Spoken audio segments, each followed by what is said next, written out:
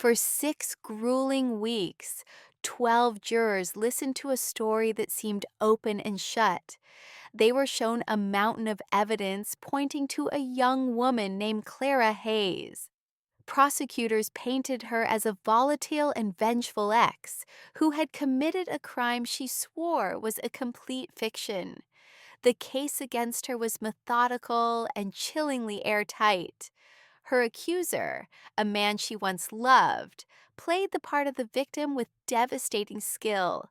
The jury was ready to convict. But then, on the very last day, during a relentless cross examination, her accuser made a single, almost unnoticeable slip up that changed everything. It was a tiny crack in his perfect facade, so small that half the jury missed it, but so profound the other half couldn't ignore it. This led to a stunning 6-6 split, a hung jury, and a mistrial. This is the story of that one lie, how it blew a case wide open and forced Clara Hayes to fight for her life all over again, praying the truth would finally be enough to set her free. Like so many toxic relationships, Clara S. romance with Ethan Thorne didn't start with red flags. It started with fireworks. To her friends, and even to herself, Ethan was perfect. He was magnetic, attentive, and made her feel like the only person in the world. He remembered the little things, her childhood pet's name, her favorite coffee, the day they met. He showered her with affection and grand gestures that swept her off her feet. In the beginning, his constant presence felt like devotion. His endless questions felt like genuine interest. Their world was an intense, intoxicating bubble. And for a while, it was bliss. But even then, there were tiny tremors before the earthquake. They were easy to brush off, easy to rebrand as just passion. A flash of jealousy when she talked to a male friend? He just cared that much. His need to know where she was at all times? He was just worried about her safety. Slowly, methodically, he inserted himself into every corner of her life, isolating her from friends he claimed didn't get her. He wasn't building a life with her. He was building a cage around her. The fireworks were beautiful, but they were also a smokescreen, blinding her to the fact that she was slowly being captured. The shift from intoxicating to suffocating was gradual, then all at once. The bubble Ethan built began to feel less like a sanctuary and more like a prison. The constant check-ins became interrogations. His concern twisted into paranoia. He'd scroll through her phone while she was sleeping, questioning old messages from friends. Arguments erupted over nothing and often ended with him using a tactic psychologists call DARVO, deny, attack, and reverse victim and offender. If she confronted him about his control, he'd deny it, attack her for being crazy, then flip the script to claim that he was the one being hurt by her distrust. Clara found herself constantly apologizing for things she hadn't done, walking on eggshells just to manage his moods. The confident, joyful woman her friends knew was disappearing, replaced by an anxious, hollowed-out version of herself. The realization hit her with chilling clarity. This wasn't love, it was ownership. Leaving him was the hardest thing she'd ever done, not because she still loved him, but because she was terrified of him. She finally broke it off, bracing for a dramatic, tearful breakup. What she got was far more sinister. There was no sadness in his eyes. There was only cold, chilling rage and a promise that echoed in her mind for months. "It's not over. If I can't have you, I'll make sure nobody else ever will." 2 weeks after the breakup, Clara S. fragile peace was shattered. It happened on a Tuesday morning with a knock at the door that was way too loud, way too aggressive. It was the police. They had a warrant for her arrest. The charge? Aggravated assault with a deadly weapon. Clara S. World tilted. She just stared at them, her mind unable to connect the words. Assault? A weapon? This had to be a mistake. But it wasn't. It was a meticulously crafted lie. Ethan had gone to the police with a horrifying story. He claimed Clara had shown up at his apartment in a rage, attacked him with a knife, and that he had barely escaped with his life. And he had proof, shallow, strategically placed cuts on his arms in a series of text messages, stripped of all context, where Clara's pleas for him to leave her alone were twisted to look like unhinged threats. He even convinced a mutual acquaintance who had a grudge against Clara to be a witness, to say they saw her car near his apartment that night. Within hours, Clara went from a private citizen to a violent suspect. She was booked, fingerprinted, and her mugshot was taken. Her life was gone. Just as Ethan promised, she'd become the villain overnight. Friends who'd supported her after the breakup now ghosted her. Her job put her on indefinite leave. The presumption of innocence is a nice idea, but in the court of public opinion, she was already guilty. The nightmare had begun, and Ethan was its architect. In the months before the trial, the prosecution built its case with chilling efficiency. They saw a straightforward domestic violence case with the roles reversed. They had a sympathetic victim in Ethan, a handsome man claiming to be terrorized by a scorned ex. They had physical evidence with his injuries and digital proof, with the out-of-context text that painted Clara as obsessive. The witness sealed their story. The DA's office saw a slam-dunk conviction and offered Clara a plea deal. Plead guilty to a lesser charge, and she could avoid a long prison sentence. To them, it was a generous offer. To Clara, it was an invitation to admit to a lie and brand herself a criminal for life. She refused. Going to trial plunged her and her family into financial ruin. But what was the alternative? Her legal team began preparing for a battle that felt like trying to punch smoke. How do you prove something didn't happen? The emotional toll was immense. Clara was trapped in a constant state of anxiety.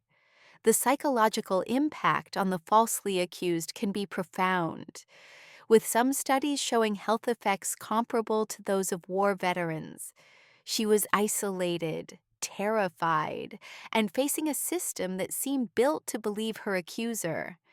The prosecution wasn't just presenting a case, they were telling a story. And in their story, Clara was a monster. She just had to find a way to prove the real monster was the one telling it. The first day of the trial was a blur of humiliation. Clara sat next to her lawyers, feeling the weight of every eye in the room, the jury, the press, the spectators. She was an exhibit, an object of morbid curiosity. The prosecutor's opening statement was a masterclass in character assassination, portraying her as a woman scorned and driven to violence by rejection.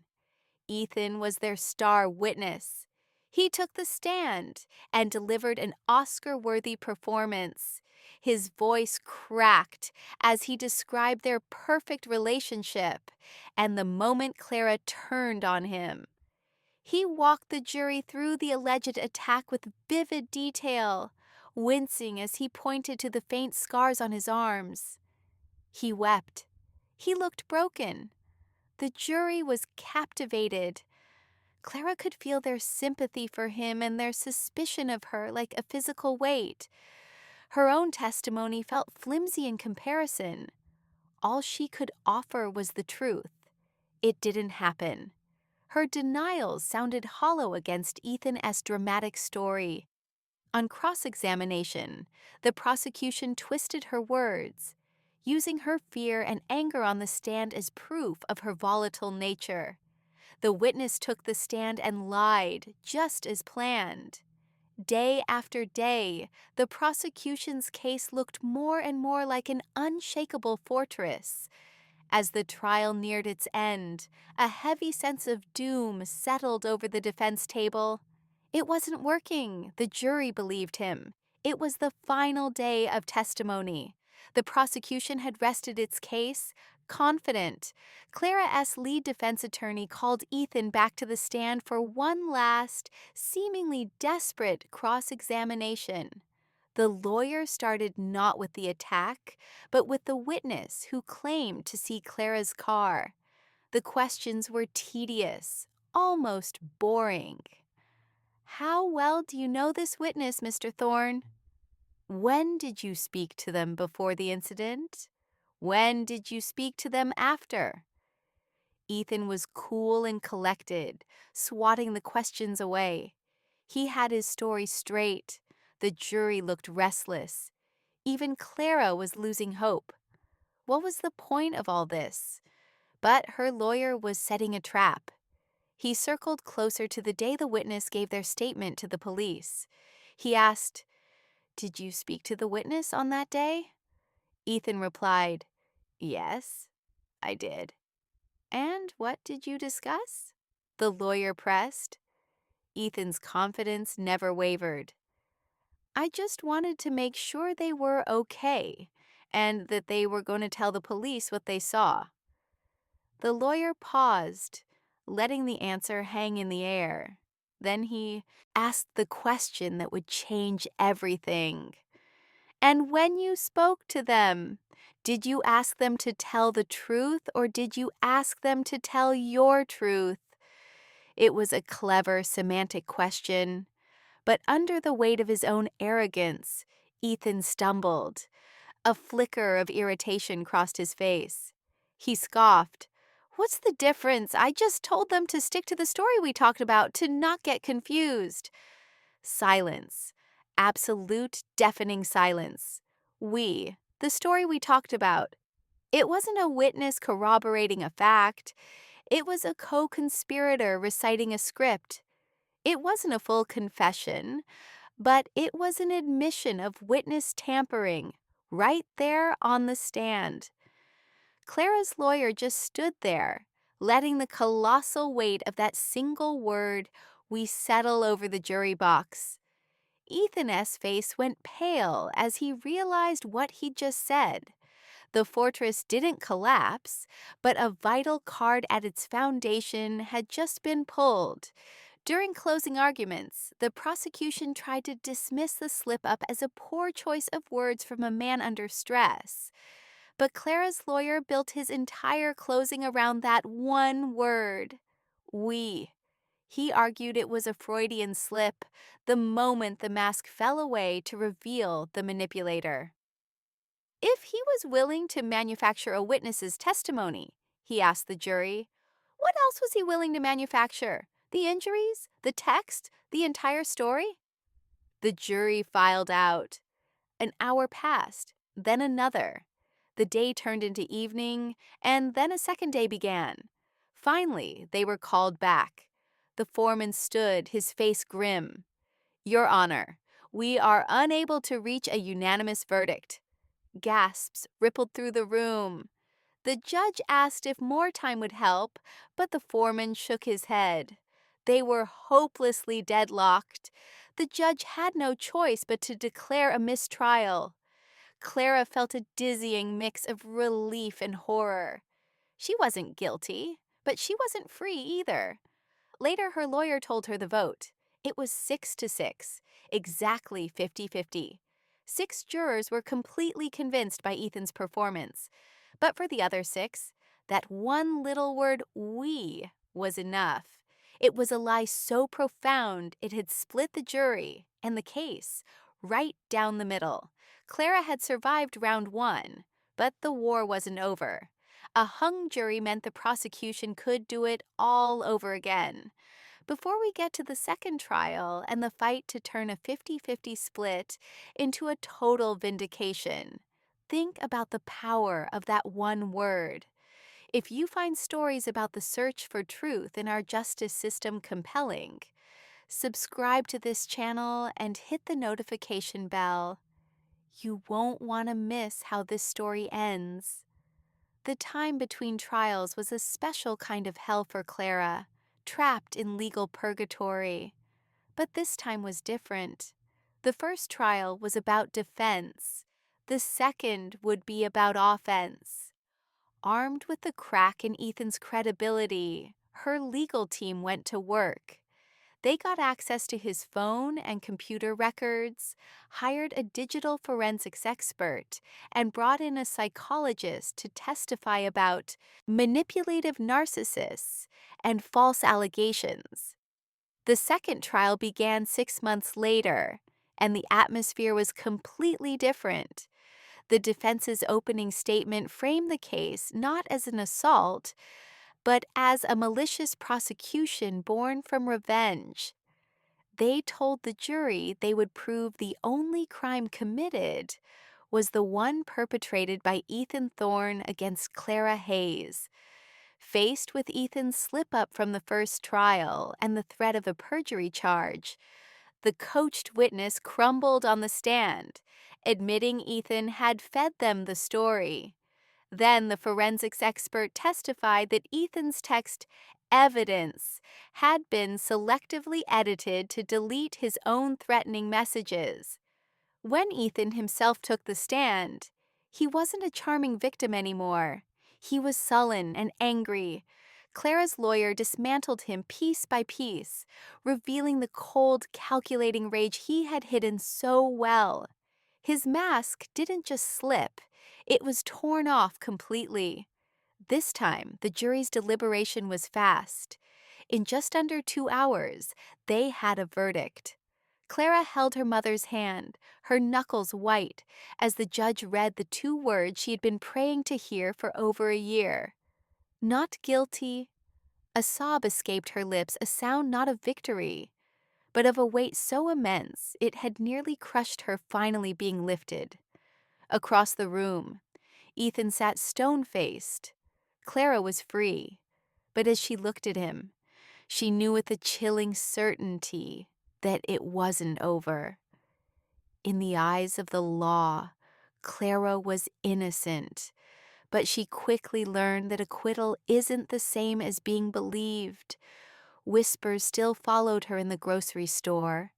The internet footprint of her arrest was permanent. She had won her life back, but it was a life scarred forever. Ethan, facing no legal consequences for his false report, wasn't finished. The harassment began, silent phone calls, anonymous food deliveries at all hours. He would park across from her work just long enough for her to see him. It was a campaign of psychological terror, designed to remind her he could still control her fear. And for a while, it worked. The trauma from the trial flared up, leaving her anxious and afraid to be alone. The justice system had freed her, but it seemed powerless to protect her. Clara made a decision. She would not be ruled by fear, and she would not sink to his level. Her revenge would be cold, methodical, and legal. She started documenting everything, every call, every drive-by, every unwanted delivery. With the new mountain of evidence, she didn't just file for a restraining order, she sued him. She launched a civil lawsuit for malicious prosecution, defamation, and intentional infliction of emotional distress. Her goal wasn't just money, it was public accountability. The civil trial wouldn't be about a crime, but about a lie. It was a slow and draining process, but it was also empowering. She was taking the very system he had weaponized against her and turning it back on him. Her fight highlighted a deep flaw in the system: how hard it is to hold someone accountable for a false report, and how survivors often have to find their own justice long after the courts have moved on. Clara Hayes' story is a terrifying look at how easily a life can be shattered by one well-told lie. Her journey shows how fragile the truth can be in a courtroom, and that the trauma doesn't just end with a not guilty verdict, but her story didn't end with survival. It became one of resilience, of reclaiming her life, not through revenge, but through a relentless, strategic pursuit of legal accountability. It leaves us with a tough question. What does it say about our justice system when an acquittal isn't the end of the battle, but just the start of a new one? Let me know what you think about Clara's path to justice in the comments. For more deep dives into the psychology of crime and the fight for truth, make sure to subscribe.